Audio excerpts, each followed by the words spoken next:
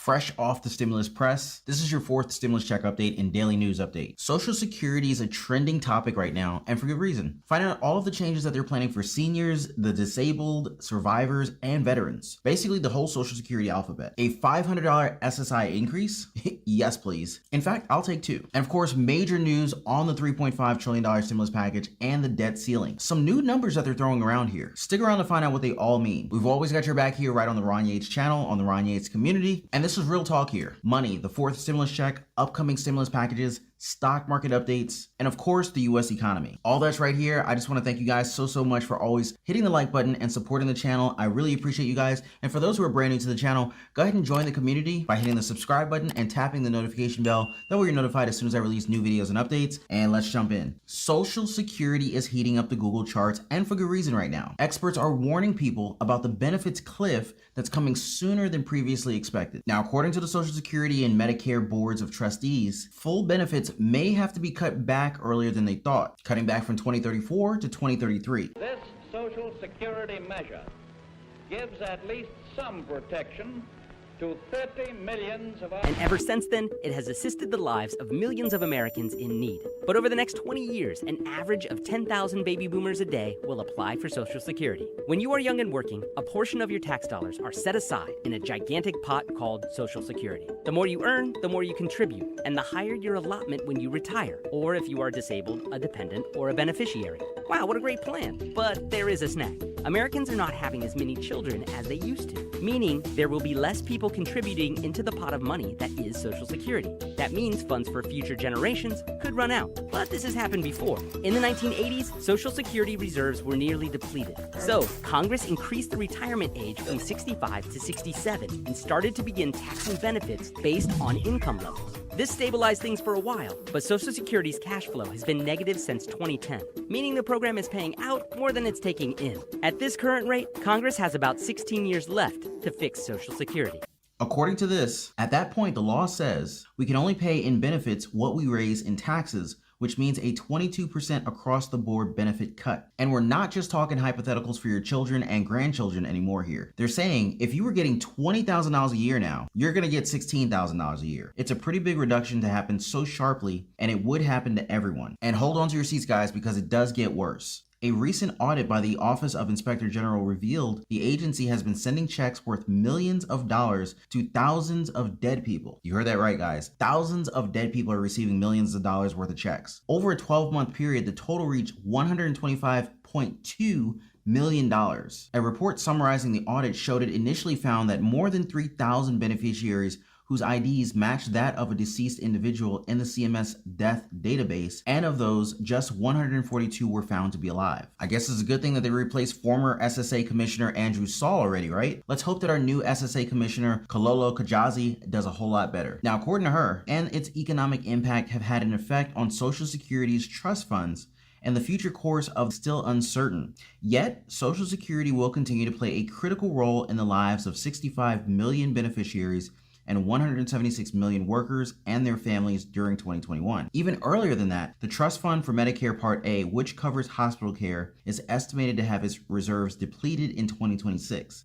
Guys, I hope you guys realize how serious this is. That's only 5 years from now. Treasury Secretary Janet Yellen stepped in to reassure everyone that the Biden-Harris administration is committed to safeguarding these programs and ensuring that they continue to deliver economic security and healthcare to older Americans. But what do you guys think about this? Do you trust Social Security to be around when you need it? And how's the SSA doing so far for you? What do you guys think about millions of dollars? I mean, heck, hundreds of millions of dollars being sent to dead people, but yet we are still waiting on the fourth stimulus check, right? Really, what we should hope for here is some bipartisan action to address this impending crisis. Now, that would mean our leaders would have to find the will to set aside their differences and compromise on a solution that would actually save a program that's so valuable to millions of Americans. And not to state the obvious here, but Congress needs to realize that delaying the necessary fixes will only make it more expensive and harder for everyone who's concerned. But let me know if I'm making sense to you guys. All right, so what do we have on the Congress and White House table so far? Well, there's no forgetting that President Biden's campaign promises for Social Security. Basically, he wants to meet the Social Security cliff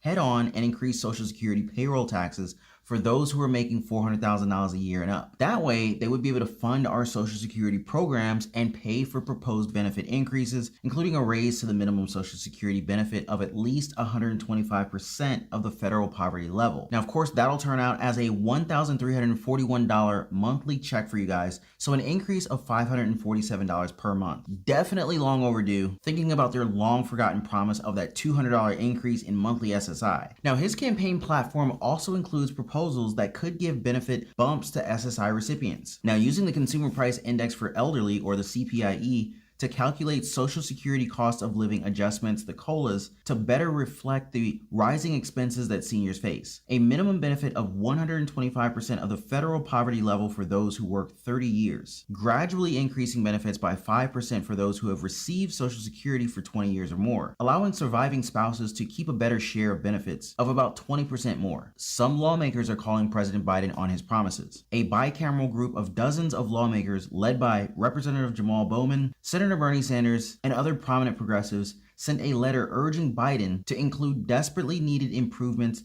to the Social Security income program in his forthcoming American Families Plan. Now, according to their letter, we ask that you devote particular attention to the lowest income disabled and older Americans who are all too frequently left behind. All I can say is amen to that. What they want to do first is to raise the monthly benefits to above the federal poverty line. Now, as they pointed out, SSI benefits currently stand at $794 per month, which is way below the federal poverty line. And so that's why they're asking Biden to increase federal SSI benefits to at least 100% of the federal poverty line. So for one person, that's already $12,880 divided by 12 months. That is $1,073.33. That's $279.33 more than what SSI recipients are currently getting. After that, the number just keeps getting bigger with an additional $4,540 per person in the household. Now, they may go the extra mile and raise the number to reach Biden's 125% of the federal poverty line, meaning an above $500 increase. Because come on, this is the federal poverty line that we're talking about here. And you know what we say here on the channel, poverty is a policy choice. The group is also calling for reducing the income exclusions that take benefits away from those who are earning a bit of income and removing penalties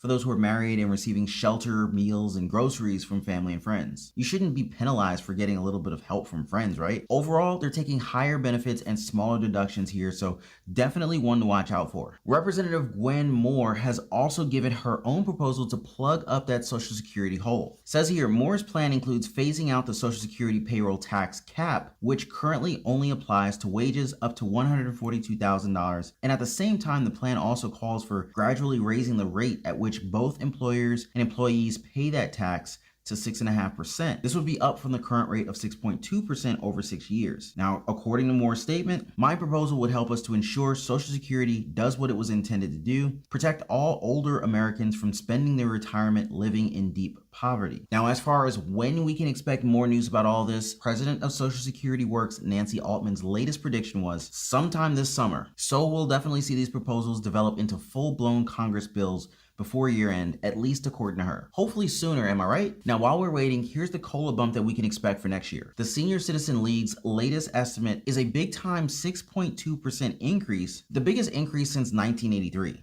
Wow. Now, that would mean an average retired worker would see a benefit rise by approximately $97 a month. Meanwhile, the average disabled worker and average survivor could see respective monthly benefits increase by $80 and $78 in 2022. Now, overall, the data does show approximately 24 million recipients will see their monthly payouts rise by $100 or more in 2022. Now, I know what you guys might be thinking, but what about those higher costs and income levies and Medicare surcharge, right? Well, even better news is the Senior Citizens League is also lobbying a possible $1,400 stimulus check just for seniors. They sent an email to seniors and talked about their plan to petition Congress for those seniors-only stimulus checks. More news on that in my next videos. Always stay subscribed to the channel and make sure your notification bell is turned on. Now, one more item on our stimulus watch list is that pesky debt ceiling issue that the Democrats and Republicans are bickering about in Congress. Democrats want it bipartisan. Republicans say no way. 46 Republican senators said in a letter that they would not vote on increasing the debt ceiling, whether that increase comes through a standalone bill, a continuing resolution, or any other vehicle. Democrats also have the option of the good old reconciliation route, but they're not having any of it. House Speaker Nancy Pelosi told reporters, we won't be putting it in reconciliation. Senate Majority Leader Chuck Schumer called out Republicans on the Senate floor this week and pointed to a recent memo released by the Congressional Research Service, or the CRS, that showed the Trump administration had racked up more than $5 trillion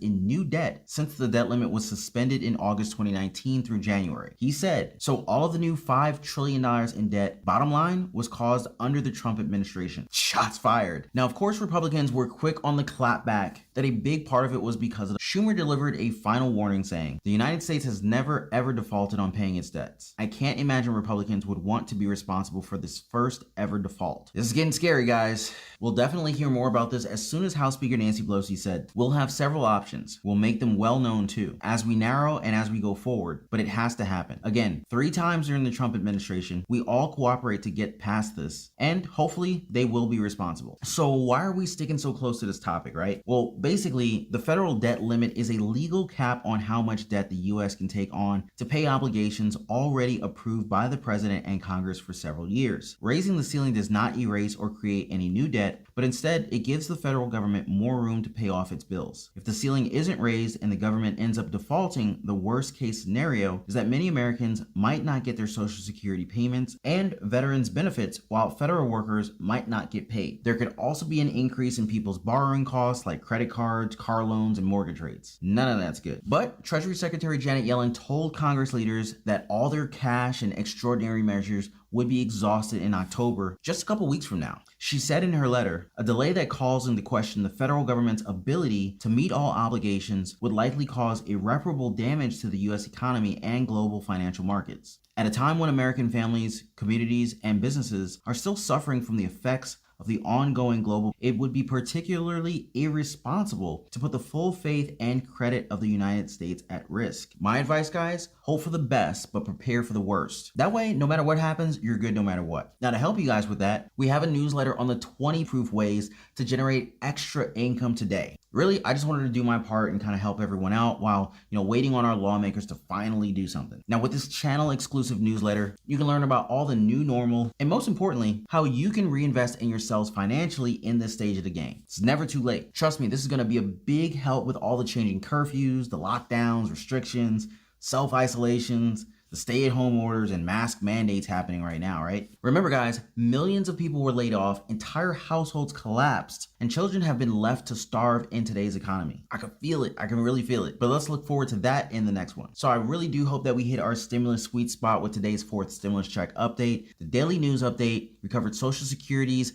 trending topic and all the changes that they're planning for seniors, disabled, survivors, and veterans. Basically the whole Social Security alphabet and the potential $500 in SSI increase, and of course, the major news on the $3.5 trillion stimulus package and the debt ceiling. Some new numbers that they were throwing around as well, and exactly what they all mean for us. So I really appreciate you guys for sticking around and lighting up the like button. I really appreciate the support. Don't forget to hit the subscribe button and join the family. And I will see you guys on the next one. Take care and be safe. On the next one, take care and be safe. On the next one, take care and be safe. On the next one,